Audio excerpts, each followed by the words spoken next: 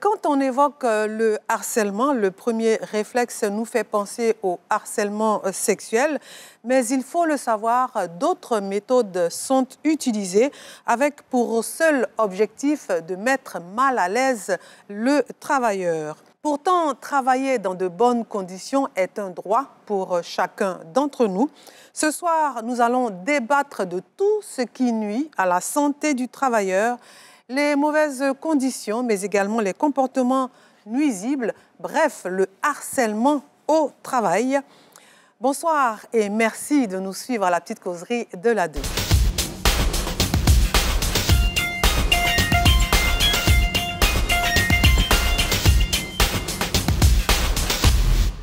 Bonsoir à tous, la petite causerie de la 2 s'invite encore une fois chez vous et c'est avec grand plaisir que nous nous installons. Quand je dis « nous », c'est pour vous signifier que je ne suis jamais seule. Et vous, si vous êtes intéressés, eh bien, faites-nous signe. Au nombre de nos invités de ce soir, Olivier Kofi, il est enseignant. Bonsoir, monsieur. Bonsoir, Laurence. Annick Mberi, elle est consultante en management. Bonsoir, Annick. Bonsoir, Laurence. Nina Rachel est éducatrice. Bonsoir, Nina. Bonsoir, Laurence. Et puis, Asson Guessant Bernadette, psychologue et notre experte. Bonsoir, Bernadette. Bonsoir, Lo. Alors, on va tout d'abord parler du harcèlement sexuel, physique, avant d'arriver au harcèlement moral ou psychologique. Alors, comment on peut différencier le harcèlement physique de ce qui est sexuel déjà? Est-ce que c'est différent, finalement? Olivier? Oui, il y a une petite différence quand même entre, je dirais, le harcèlement physique et le harcèlement sexuel. Parce qu'on peut harceler quelqu'un par des gestes, en le tripotant et tout, ou en lui donnant des coups, carrément. Enfin, en tapotant ses fesses, par exemple. Oui, mais là, en tapotant ses fesses, là, ça devient du harcèlement sexuel. Sexuel. Parce que plus loin, c'est justement du harcèlement sexuel. Mais lorsque ce sont des coups à la tête, par exemple, comme des petits cocotas, comme on dit chez nous en Côte d'Ivoire, chaque matin... là, c'est physique. Là, c'est physique. D'accord. Donc, il y a quand même une nuance. Oui, on a aussi le fait qu'il y a des groupes d'individus qui vont de l'entreprise. Lorsqu'ils savent que, par exemple, vous êtes un chef magasinier, qui vont se mettre dans un endroit obscur, après, pour vous agresser. Oui. Voilà, tout ça, ça constitue des harcèlements physiques. Physique aussi. Voilà. Nina?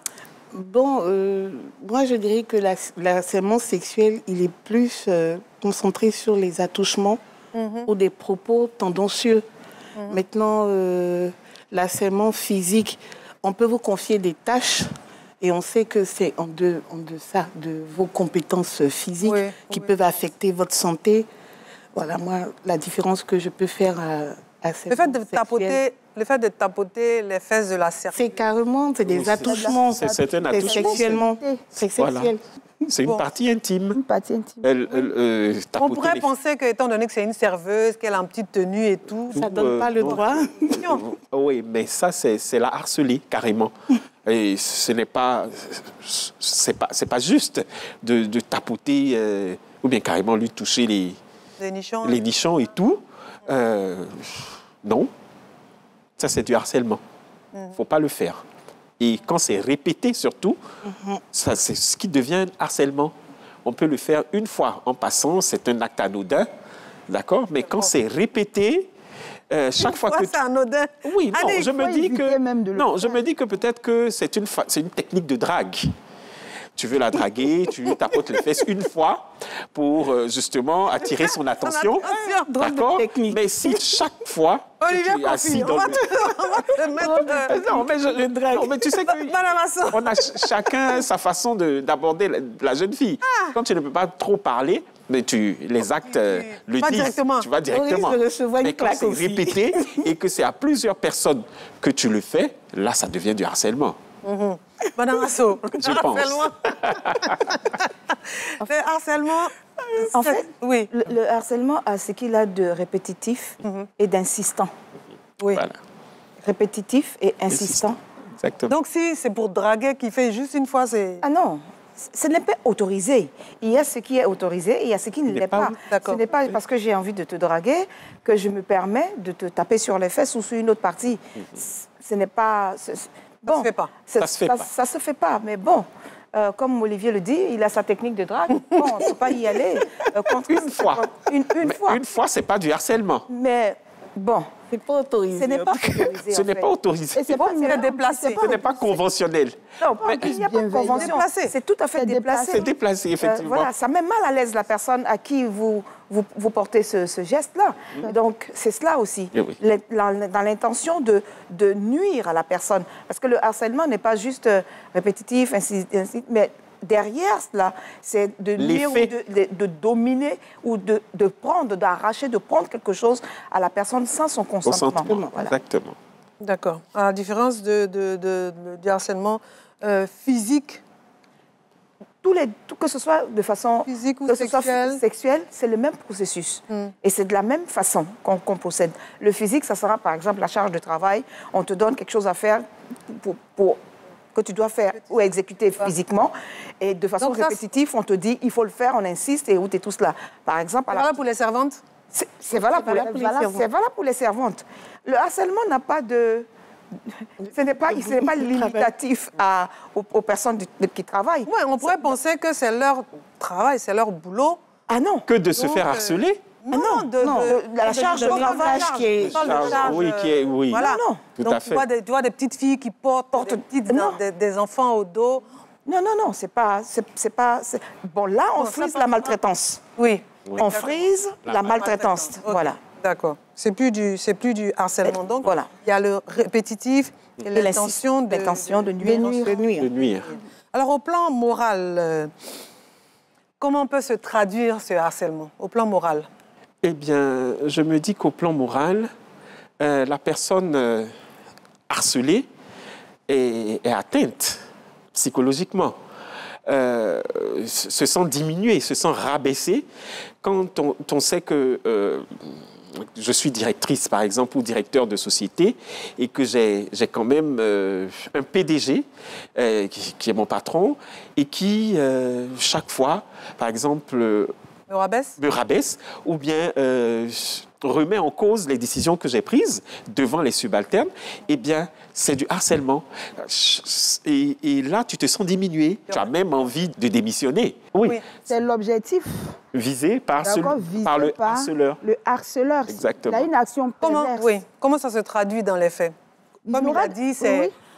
Il aura des injures. Oui. Des injures à n'en point finir. Le fait de remettre en doute les travaux, les tâches que vous menez au quotidien, le fait même de vous donner des tâches subsidiaires qui n'ont même pas un lien avec vos objectifs, considère un harcèlement moral. Parce qu'ils savent que moralement, vous n'êtes pas en même de supporter ce qu'il vous faut faire. Mais ils vont le faire. L'intention, c'est de vous faire partir avant l'heure. D'accord. Un autre fait? Ce que je voudrais ajouter, ce n'est pas forcément un chef hiérarchique qui peut vous harceler. Ça peut se faire entre collègues. C'est des brimades, c'est des réprimandes devant d'autres collègues, c'est les rapports. Voilà. Et c'est répété. C'est l'aspect où c'est répété qui peut agir sur le moral ou bien la santé mentale de celui qui est harcelé. Le fait d'ignorer la personne. Oui. C'est une forme d'harcèlement. Elle est venue pour un travail. Elle n'a pas de tâche, on l'ignore, on ne l'associe à rien, on va l'isoler carrément. Donc, quand tu es dans l'isolement, à quoi bon de venir au travail? Donc, tu ne te sens plus dans l'organisation, tu ne te sens plus intégré. Et donc, au final, tu te sens malheureuse et tu décides d'arrêter le travail, de partir. Voilà. Le harcèlement moral est beaucoup plus... subtil. Oui. Beaucoup plus subtil et beaucoup plus dangereux du fait que les autres ne peuvent pas le percevoir. Exactement. Parce que c'est directement qu'on te lance tes propos. Ça peut être par écrit, ça peut être juste des propos, ça peut être une charge, dans la même charge de travail, mais fait en sorte que la personne perde confiance en elle. En elle, exactement. C'est l'objectif, que la personne perde confiance Et dès l'instant où j'aperçois donc mon harceleur qui arrive, ben, je perds mes moyens par rapport au travail, par rapport même à la prise de parole. Et on peut commencer à développer un certain nombre de comportements ou d'attitudes, de peur, par exemple, où on peut commencer à s'isoler, on peut commencer donc même à aller beaucoup plus loin, à avoir des maladies psychosomatiques, comme par exemple les palpitations, par exemple des ulcères, par exemple c'est vraiment une technique de destruction, très silencieuse, mais très efficace, parce que mais très efficace. Très efficace, voilà. Ah oui. Les très subtil, mais c'est dans l'intention de te briser, de détruire carrément. Tout à fait. Il y a un objectif à atteindre, je vais l'assouvir, voilà ce que j'ai trouvé pour le faire. Ça marche, je vais continuer jusqu'à ce que j'atteigne mon objectif qui est de peut-être... de faire partir de l'entreprise. Faire partir de l'entreprise ou alors obtenir quelque chose de toi. Ou te rendre malade. Céder, voilà. Dénigrer aussi, mais ça peut être aussi à la recherche d'un pote, dénigrer aussi les... Absolument. Oui. Tout à fait, des collaborateurs. Voilà, tout à fait. Des collaborateurs. Ou je vise ton poste, je te harcèle dans le but de justement te remplacer à ce poste-là. Par exemple. Donc, je vais voir les patrons pour raconter chaque fois. Il y a un boycott même actif. Oui. Et cet harcèlement peut être individuel, d'un individu à vous qui êtes harcelé, mais ça peut être tout à fait collectif. Tout un ensemble de personnes se mettent exactement, parce qu'il y a des patrons qui ne savent pas parler, donc les employés ont tous peur. Donc, ça peut être collectif. Le collectif contre un individu, ou un individu contre tout un collectif. Ou d'un individu à un autre individu. Voilà. Donc, c'est toute une méthode. Une machine. Souvent, le patron, il a un top à l'intérieur qui est dans ton service et il lui donne des tactiques. Voilà, elle est venue, par exemple, elle a une expertise dans de tels domaines et l'objectif de sa présence dans l'entreprise, en fait, c'est pour pouvoir déceler ce qui ne va pas, les failles. Donc, qu'est-ce qu'on va faire? On va le mettre dans les bateaux, dans les roues. Depuis quand? Depuis l'intégration. Après le recrutement, l'intégration, c'est un moment très, très difficile. Généralement, l'intégration va avorter. Donc, on va dire que le recrutement n'a pas marché. Alors qu'il y a toute une machination qui a été mise en place pour pouvoir emmener l'individu à ne pas arriver à son objectif en fin d'essai. Parce que peut-être l'individu même a dû laisser son poste, un poste où il était vraiment dans un poste assez important, mais au regard des challenges. Donc, il va à l'aventure, il va sur une activité où il trouve l'activité plus challengeante, mais tu arrives au bout de 3 mois, au bout de 6 mois, tu laisses tomber. Parce que tu as harcelé. Ils ont réussi leur mission. Voilà. Oui. Mais ça peut être aussi un responsable qui ne veut pas qu'il y ait de solidarité entre... Tout à fait. Diviser pour mieux y régner. Pour mieux régner. Exactement. Il y a cette tactique-là aussi en entreprise. Hein. On met tous les collègues à dos et celui-là raconte cela sur l'autre, etc. Pour justement, le patron, lui, il est à l'aise parce qu'il reçoit toutes les informations de part et d'autre. Pendant que vous ne vous entendez pas. Mais à la vérité, c'est contre-productif. Agir de cette façon-là, ça veut dire que le responsable, quand vous prenez l'exemple du responsable, du directeur général, ça veut dire qu'il n'a aucun leadership, il n'a aucune maîtrise du management, malheureusement, c'est très fréquent. C'est très fréquent. C'est à déplorer, mais en agissant de cette façon-là, lui-même l'entreprise est détruite. S'entraîne dans sa propre chute. C'est certainement quelqu'un qui manque de compétences. Parce que si vous voulez avancer en parlant de machine, une activité ou bien une entreprise, il n'y a pas à venir saper le moral des agents pour être le seul bénéficiaire. En entreprise, dans une organisation, il faut bien fixer les choses en termes de quelle est la vision du leader. Quelles sont les valeurs qui accompagnent l'entreprise à atteindre ses objectifs? Parce que si ces valeurs-là sont dans la tête du leader et qu'il n'est pas partagé... Là, on est dans le privé, ma chérie. Oui. D'accord. Oui, je veux dire, même dans le public, il faut mettre les valeurs. S'il y a l'intégrité qui est là, qui sont des valeurs qu'on partage, il y a des faits et gestes qui ne vont pas être tolérés. Et durant les évaluations, on met ça en avant. Quand ces faits-là ne sont pas mis en lumière, eh bien... quelquefois, ça arrange. Vous savez, quand tu es dans la peau de celui qui dirige et qui peut-être a... tu te sens tout puissant. Tu te sens tout puissant. Et tu te sens valorisé, tu te sens aimé entre griffes, parce que tu reçois toutes les informations de part et d'autre. Tu penses que tu maîtrises la situation, tu maîtrises ton environnement en ayant toutes les informations de part et d'autre, parce que X ou Y ne s'entendent pas dans l'entreprise. Donc ça voudrait dire qu'ils ne sont pas conscients en fait de... Voilà, tout à fait, parce que... Donc on pourrait se poser la question, il faut justement, entre nous... Quel est l'objectif de pouvoir mettre une entreprise en place? Si mon objectif de mettre une entreprise en place, c'est de pouvoir moi-même m'auto-détruire, alors il ne faudrait pas... On ne sait pas. Malheureusement, le harceleur est une personne en souffrance. Il faut le savoir. Donc il ne sait pas. Non, il ne manquerait plus que ça. Ah, c'est une personne en souffrance. Là, ils sont bien épanouis, hein. Non, oui, le harceleur ne sait pas, justement, qu'il est en souffrance. Virtuel, artificiel. De courte durée. Oui, mais qui vous dit comment se passent ses nuits, qui vous dit comment se passent ses repas, qui vous dit comment se passe le reste de sa vie en dehors de cet instant où il se produit d'une certaine façon dans son entreprise. C'est une personne qui est malade, et qui ignore et qui pense que la seule façon de me sentir bien, de me sentir important, c'est de mépriser les autres, c'est de les mettre mal à l'aise et de ce fait-là, parce que je sens qu'ils ont peur de moi ou parce qu'ils ont peur de perdre leur travail, qui est la source de revenus essentiels. Et donc, je me sens importante. Mais à la vérité, vous savez très bien que vous n'êtes pas important.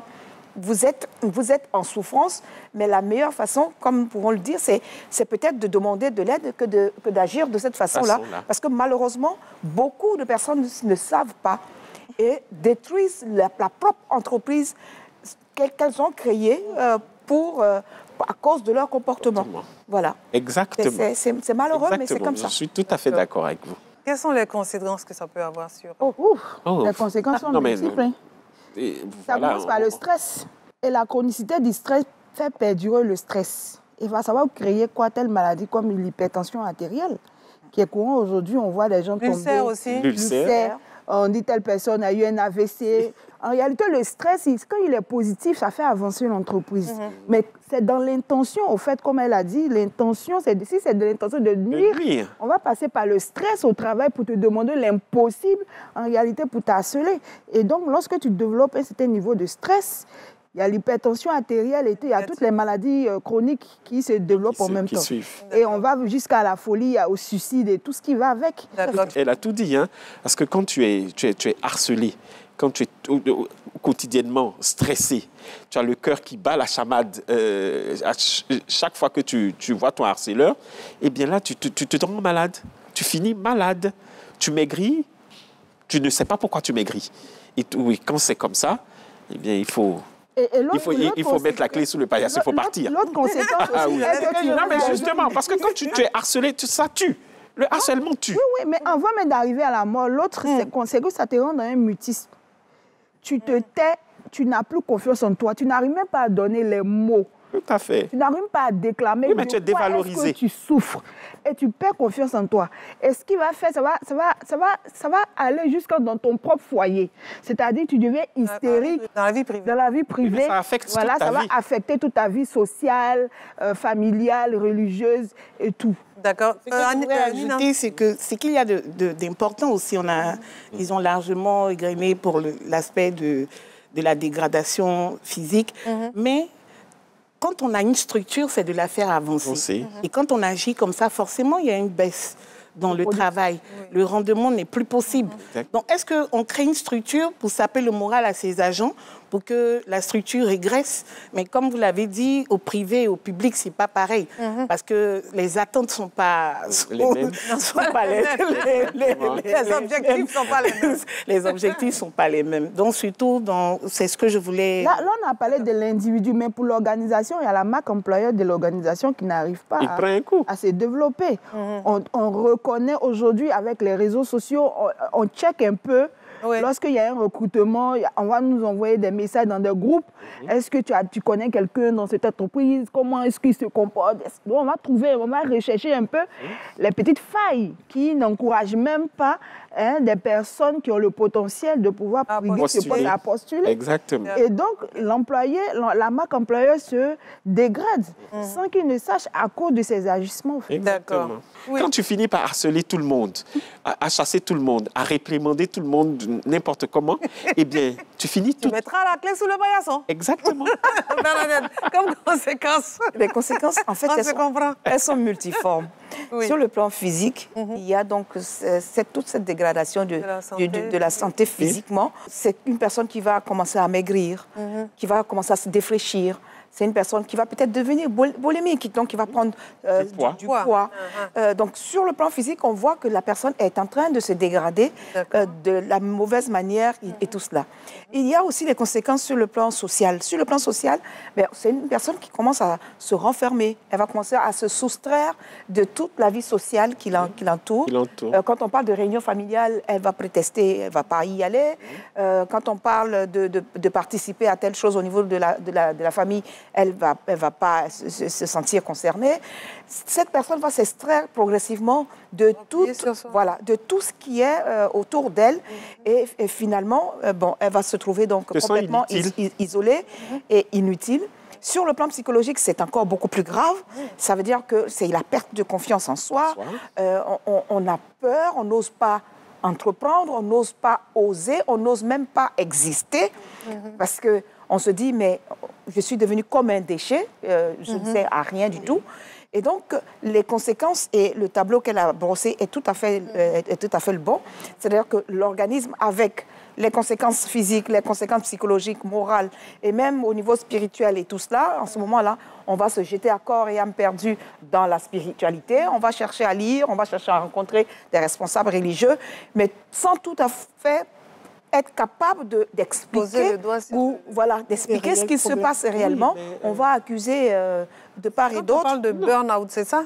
Oui, c'est l'une des conséquences. Le harcèlement au travail peut emmener le burn-out, mais le burn-out n'est pas que cela. Le burn-out, c'est peut-être la charge de travail, la mauvaise organisation de la personne et tout le système, la mauvaise planification et les objectifs et même les moyens de travail qui rentrent en ligne de compte dans le burn-out. Ça peut être un facteur aggravant ou emmenant au burn-out, mais il n'y a pas que ça.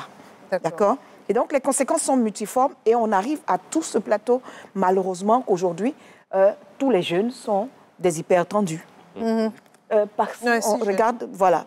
Partout, on a des hypertendus et le taux d'AVC, mais c'est incroyable.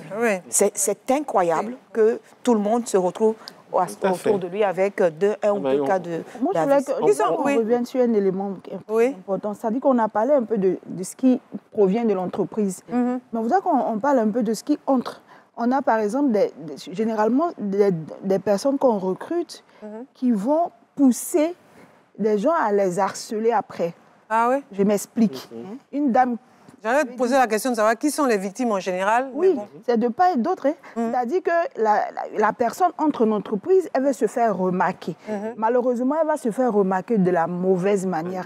Par son accoutrement, les blim-blim, les habits trop resserrés, les seins qui sont dévoilés. Et pendant qu'elle est en train de faire une réunion, elle ne fait que s'arranger.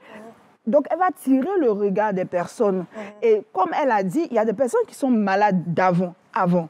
Donc, elle cherche à se soigner. Et toi, tu viens ajouter.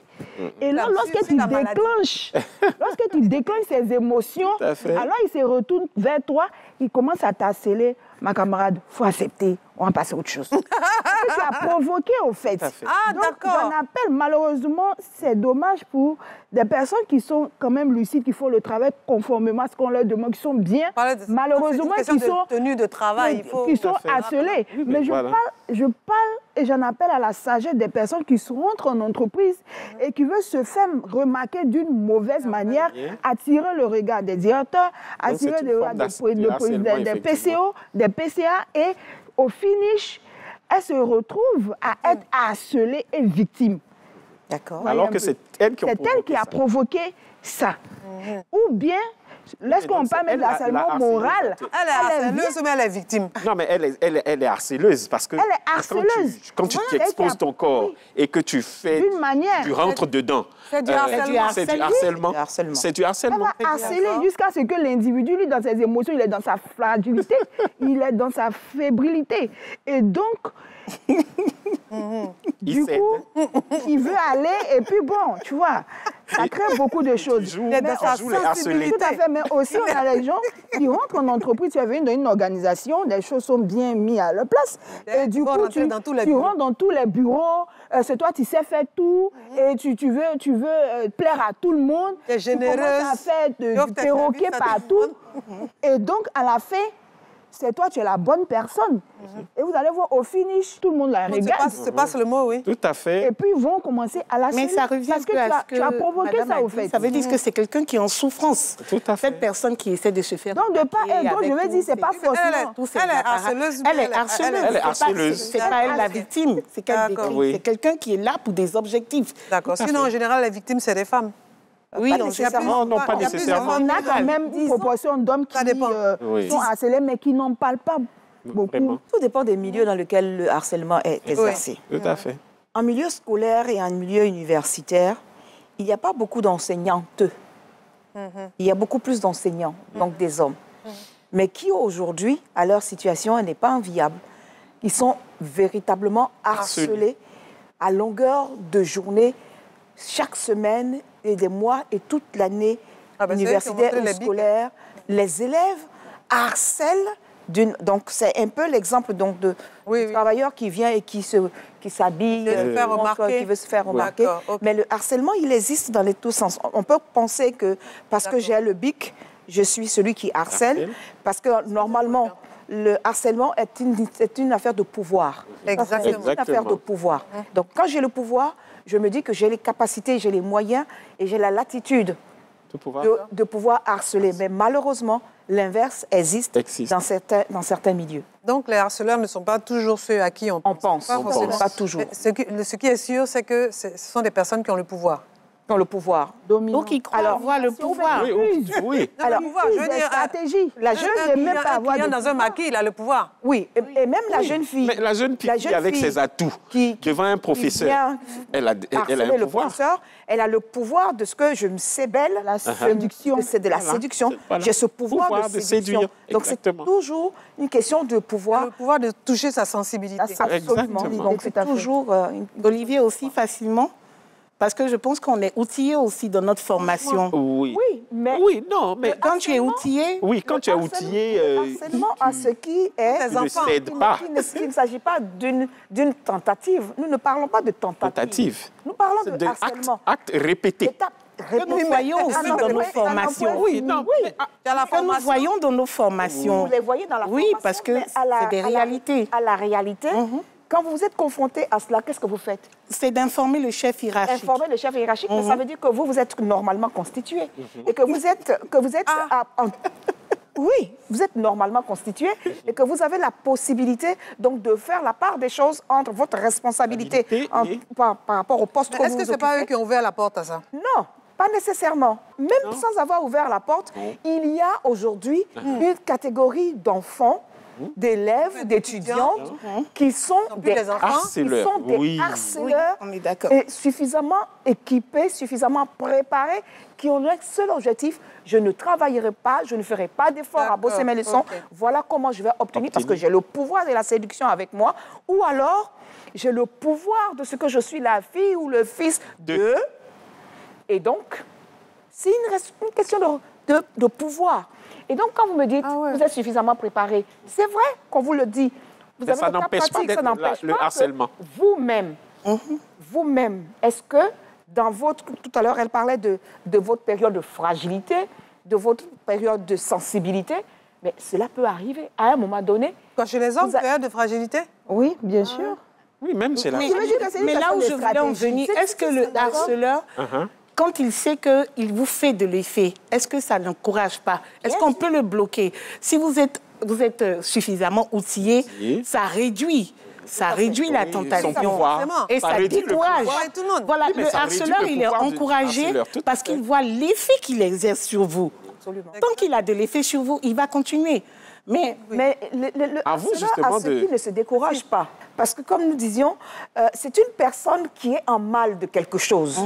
Et donc, tant qu'elle n'a pas obtenu ce qu'elle recherche, mais elle va continuer. Peut-être elle va changer de stratégie ou de cible, mais la personne va continuer à... Les cibles, c'est déjà beau. Ouais, changer de cible. Changer de cible. Donc, entre victime et harceleur, finalement, hommes et femmes, il n'y a pas de... Oui, il n'y a pas de... Tout à fait. Oui. Tout le monde a sa responsabilité. Tout le monde a son lot. Alors, on parlait des conséquences déjà. Quels sont les recours? Le cas que madame a évoqué, si c'est un élève ou bien une élève qui vous harcèle, dans un premier temps, Olivier, tu conviens avec moi, qu'on essaie de parler à l'enfant. On essaie. Ça, c'est la première étape. À l'enfant, à l'apprenant, à l'étudiant. On essaie de lui parler dans un premier temps. C'est la procédure. Dans un second temps, c'est d'en parler avec preuve. Mais quand on lui parle, on lui dit quoi? D'arrêter, elle fait de façon innocente. Donc, vous allez lui dire quoi? Pas forcément. Puisqu'on a dit répéter, on a dit répéter. Tu as remarqué, c'est à partir d'un constat. Voilà, que c'est pas possible. Oui, c'est à partir d'un constat. Je demande pas forcément avec sévérité. Hein. Vous lui parlez comme vous parlerez à votre enfant. Lui dire que c'est pas possible. Voilà, de changer d'attitude. Et dans un genre de non, pas de cible, mais d'arrêter tout court. De se concentrer sur ses études. Maintenant, le second temps, c'est d'en parler toujours à son chef hiérarchique direct. Parce que le jour où il y a problème, c'est lui qui est votre témoin. Pour dire que, voilà, effectivement, mon agent est venu me voir et que, voilà. D'accord. Donc, c'est...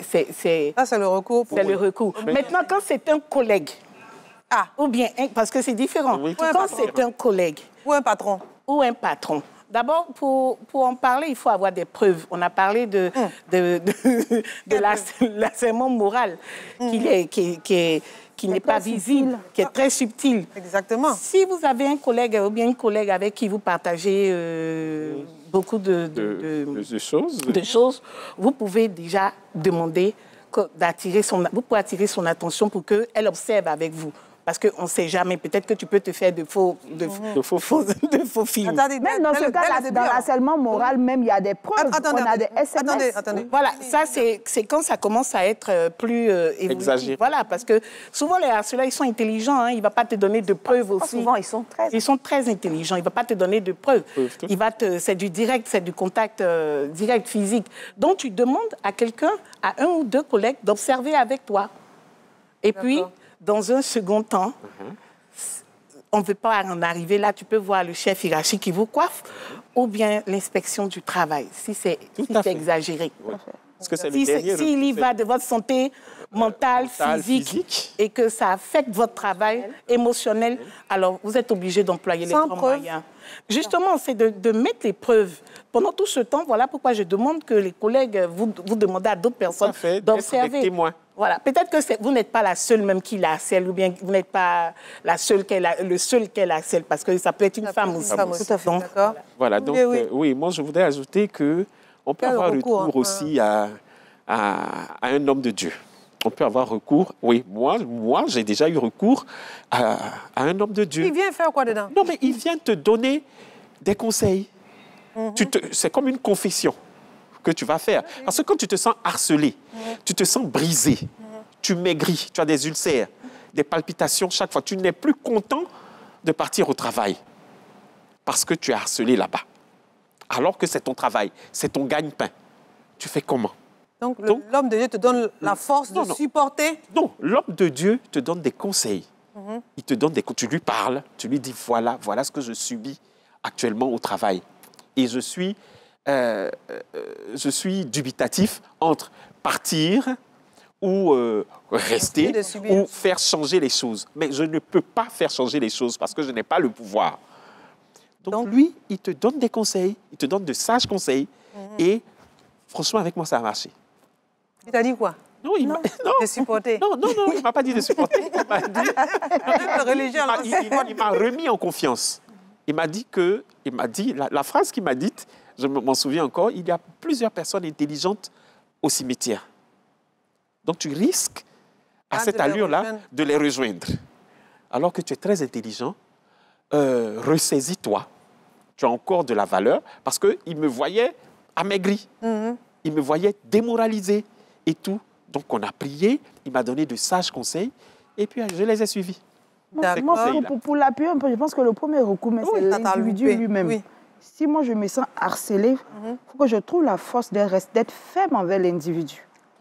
En faisant quoi? C'est-à-dire que lorsque je vois venir... Olivier, attends, lorsque je vois venir, parce que vous allez voir venir... Tu es ferme comment? Je suis faible. Ce que tu fais, il faut l'arrêter. Bon, c'est ça. C'est ça. Tu es serveuse. C'est grave, parce que j'ai peur. Quand on est menacé, les clients, tu dis, je te vois venir. Regardez, prenez le cas simple. Une femme qui veut harceler une fille de maison. Oui. C'est très grave. Oui. Qu'est-ce qu'elle va te faire? Parce que la fille de maison a pris la place. Elle fait bien la manger. Maman n'est jamais là. Les enfants commencent à l'aimer. Elle va te faire faire quoi? Elle va te faire découper oignons. Oui. Sac d'oignons pendant 1 mois. Oui. Tu vas partir. Oui. Et de cette manière subtile-là, tu parles à la dame. Tu lui dis quoi? Tu lui dis, t'as dit ce que tu es en train de faire là. Je vois ce que tu es en train de faire. En fait, si tu sais, parce que si tu sais, si tu fais bien ton travail, il y a un élément qui est capital. Pourquoi conseiller les gens comme ça? Je vais vous amener à comprendre quelque chose. D'accord. Peut-être que le cas, les gens n'est pas bien mis, mais je veux dire que lorsque tu sais, tu as confiance en toi, tu sais que tu connais ton travail. C'est pour ça qu'il faut éviter aussi d'aller au travail, d'avoir un travail en trichant. Parce que si tu triches trop, au moment où ils vont t'harceler, là, tu auras peur de partir. Parce que moi, je ne vais pas mourir parce que je dois avoir un salaire à la fin. Je ne veux pas ça aussi. Tonton va faire chat noir la nuit. Non. Tu vas le menacer. Il est mauvais. Voilà, mais justement... Il est mauvais. Je lui ai dit, mais en voulant partir, moi, je vais te dire la vérité. Tu as gâté tout. Je ne vais même pas accepter mais que tu fasses chat noir sur moi. Parce que ce n'est pas ce que je suis venue faire. Annick, quand il vient la nuit, je dis, je ne vais même pas accepter que tu viennes faire chat noir. Tu réveilles toute la maison. Non, je ne vais pas accepter parce que ce n'est pas ce que je suis venue faire. C'est pas ce que tu m'as dit quand je suis venue. Je suis au village. Je suis venue trouver à manger pour mes parents. Ce que tu as dû faire là, il y en avait au village. On m'en a proposé certains. J'en ai refusé. Et puis, je suis venue me chercher. Donc, le recours pour toi, c'est de démissionner. Donc, c'est la première chose. Il faut avoir cette personnalité-là de pouvoir dire non. D'accord. Et de pouvoir dire arrête. Ça dépend de quel boulot tu laisses. Oui, non, je veux dire, peu importe le boulot, la mort, comme il a dit tantôt, au cimetière, là, tu n'as pas besoin d'être riche, d'être pauvre. Exactement. Tu vas partir. Donc, tu vas fuir toujours devant le harceleur. Mais tu le dis. Pas d'une fuite. Il faut assumer. Une fuite. Il faut assumer. Sinon, l'individu va continuer. Il faut qu'à partir de toi, ça arrête. Tout à fait. D'accord. Oui, sache que j'ai harcelé. J'ai harcelé, mais je suis tombée. Réaliste. Non, j'en ai conseillé et ça a marché. C'est pour ça qu'on parle. En fait, dans une situation de harcèlement, il faut voir le tableau. Tout à fait. Je suis en face d'une personne qui a le pouvoir au-dessus de moi et qui donc me tient des propos qui me mettent mal à l'aise. Quelle est ma décision? La première chose, effectivement, c'est d'abord de prendre conscience de sa valeur. Exactement. C'est-à-dire, dès qu'on se rend compte qu'on voit venir. Oui. Moi, en tant que harcelée, je prends conscience de ma valeur. Tu as vu que Mme Asson me rejoint?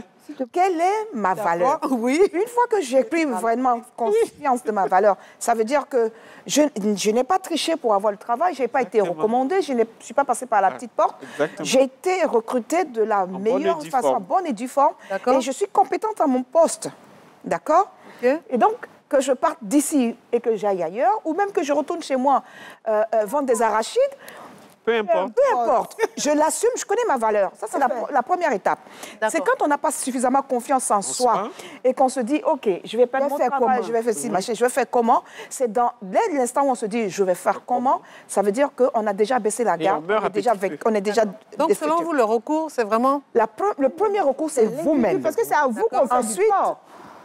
Une fois que vous avez pris conscience, c'est de dire au harceleur qui vient, aussi puissant qu'il puisse être, stop.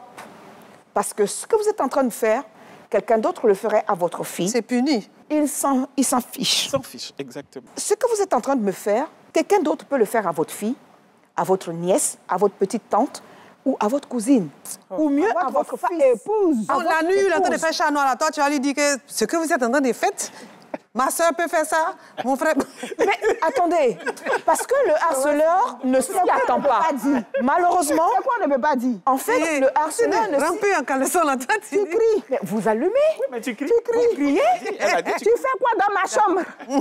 Le harceleur, en fait, c'est le harceleur a quelque chose de ressemblant au pervers narcissique. Au pervers narcissique. Exactement. Et donc, perversion même. Il joue sur son pouvoir. Il joue sur le pouvoir et il veut aller jusqu'où il est capable d'aller avec plaisir vous. de te harceler. D'accord?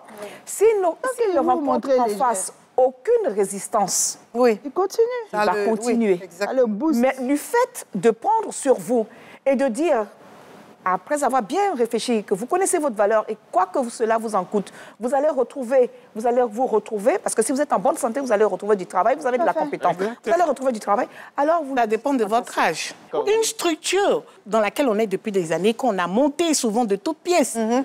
On a participé. On a participé. Il y a un nouveau boss qui vient, vient, et puis on te met à l'écart. et je ne cherche pas de solution d'abord. Et je m'enfuis. Non, il ne s'agit pas du flux. En réalité, Moi, je dis partir est le dernier des recours. Soyons réels. pour l'emploi, l'emploi, tu vas perdre ta vie. Vous m'inquiétez sur le Soyons réels. Non, ce que moi j'aimerais... Non, sérieux. Ce que moi j'aimerais, c'est que quand j'ai parlé de recours, je veux dire... Peut-être comme Nina a dit, essayer d'accumuler certaines preuves pour pouvoir se préparer si jamais on est obligé d'aller, de confronter le harceleur. Mais essayer de louvoyer, à peu près, mais pas le prendre de front et puis dire non, ce que tu fais là, c'est mauvais. mais pourquoi pas? En 2023, là, Attends. Je suis vraiment inquiète de ce que personne sur le plateau ne peut s'assumer. Vous m'inquiétez. Parce que vous avez fait 50 ans, vous avez construit une entreprise qui ne vous appartient pas. Un individu arrive, vous crée des ennuis de santé au point de vous amener à la mort. Mais je ne laisserai même pas quelqu'un même agir sur ma santé. Jusqu'à ce point. Je ne laisserai personne même arriver à ce stade. Voilà. On parle des gens qui arrivent. Et puis, alors vous en arrivez à quel moment? À degré. non, ce que je disais là, je dis dès que ça commence, que j'ai assez de points, j'interpelle certains collègues. Pourquoi est-ce que déjà tu ne parles pas à l'individu d'abord Non, mais parce qu'on peut... Mais parce que tu cours un risque de perdre ton travail. L'inquiétude, c'est que, par rapport à ce que vous dites, il faut être capable. Il faut être véritablement... Je vous exhorte véritablement. Oui. Même si vous avez... l'âge de la retraite, c'est quel âge? 60 ans?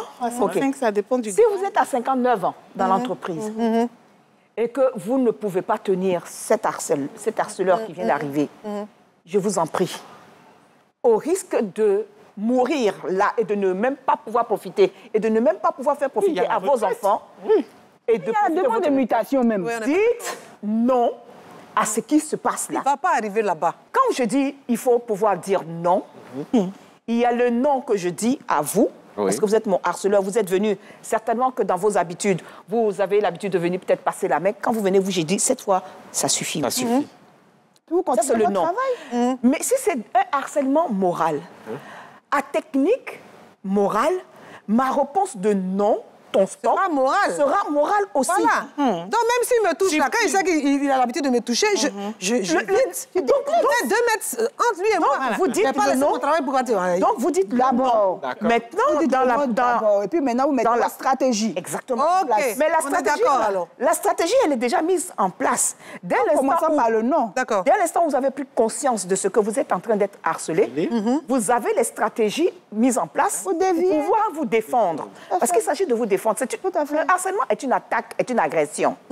Et donc, vous n'allez pas en guerre juste parce que vous allez vous lever juste comme ça pour dire « Ah non, je ne veux pas... » Non, ça ne se passe pas comme ça. Vous êtes longtemps préparé. OK.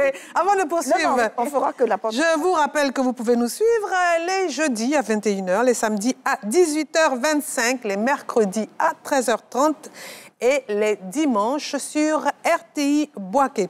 Alors, on va finir avec les recommandations. Qu'est-ce qu'on peut dire? Surtout parler des valeurs en entreprise. Parce que quand on ne parle pas des valeurs, l'employé ne sait même pas quelles sont les valeurs qui règnent dans l'entreprise. Et est-ce qu'on met en place, elles ne sont pas mises en place? Tout le monde vient à ses valeurs, je fais ce que je veux. Et lorsqu'on tolère aussi beaucoup de choses en entreprise, toutes ces choses peuvent arriver. Oui. Donc le chef hiérarchique, généralement, on lui dit qu'il a la responsabilité de la réussite, de l'intégration de l'individu. Et si l'individu a échoué, c'est toi, ton poste, qui va en partie. Et le Code du travail, nous, à son article 5, on doit l'afficher dans l'entreprise. C'est obligatoire. Sinon, lors des contrôles, vous êtes frappé d'amende. Article 5 et je pense qu'article 4 du Code du travail, on doit l'afficher. Oui, mais partout, vous pensez que c'est visible. Et on doit communiquer là-dessus. Oui. Bon, ça, c'est dans les cours. Non, pas dans le cours. Dans la réalité, ça s'est fait. Quand vous rentrez dans une entreprise, sur la fiche du tableau de bord de travail, c'est affiché. Ça, c'est obligatoire. D'accord. Olivier. On peut recommander aux personnes harcelées de ne pas avoir peur d'abord de dénoncer. Oui, ne pas rester isolé, de ne pas se renfermer. Voilà, il ne faut pas se renfermer. Et comme Mme Masso l'a dit, il faut se faire confiance. C'est vrai que le dicton nous dit « nul n'est irremplaçable » et tout. Oui. Mais il ne faut pas avoir peur de justement dénoncer les actes de harcèlement. Il ne faut pas avoir peur aussi de recommencer. Quand on est encore jeune et tout, quand on ne se sent plus bien dans une entreprise où on se sent harcelé, on se sent isolé, on se sent diminué, on se sent rabaissé tous les jours, mais il ne faut pas avoir peur de recommencer ailleurs. Et ça pourrait marcher. Tu as fait 10 ans ici. Tu peux faire 10 ans ailleurs, si l'âge te le permet. Oui. Si la santé mentale et physique te le permet, eh bien, tu peux prendre ta retraite ailleurs. Donc, il ne faut pas avoir peur de recommencer. Si jamais c'est trop dangereux. Voilà. Nina, quelles sont les recommandations? Personne n'est à l'abri. Hein. Oui. On est tous un peu exposés parce que même souvent, quand ça commence, on peut ne pas trop savoir de quoi il s'agit. Oui. Donc, quand on a décelé ça, moi, je pense que dans un premier temps, c'est de ne pas donner l'opportunité ou bien l'occasion au harceleur de continuer. Il y a toujours un petit mur qu'on peut, on peut mettre, même sans agressivité, parce que celui qui vous harcèle, il veut vous voir déprimé. Donc, ne lui donnez pas déjà raison en le faisant. Et puis, effectivement, il ne faut pas avoir peur de partir. Mais même avant de partir, un départ, ça se prépare. Si, par exemple, on veut aller au procès, peut-être noter les trucs, noter les préparer, trucs, les SMS, les vocaux, les quoi, tout ça là. Les preuves du harcèlement. Il faut surtout avoir des preuves. Sinon, si vous n'en avez pas, vous allez perdre. Madame Masso, qu'est-ce qu'on pourrait donner comme recommandation? Parce que ce n'est pas quelque chose qui est nouveau, mais ça empire. En fait, en termes de recommandations, c'est aux deux niveaux. Au niveau de la personne qui est harcelée, c'est déjà prendre les dispositions individuelles parce que c'est devenu la chose la mieux partagée partout aujourd'hui. Donc, de se dire qu'à un moment donné, je peux être sujet au harcèlement. Donc, se préparer à cela et ne pas laisser accès à soi d'être harcelé.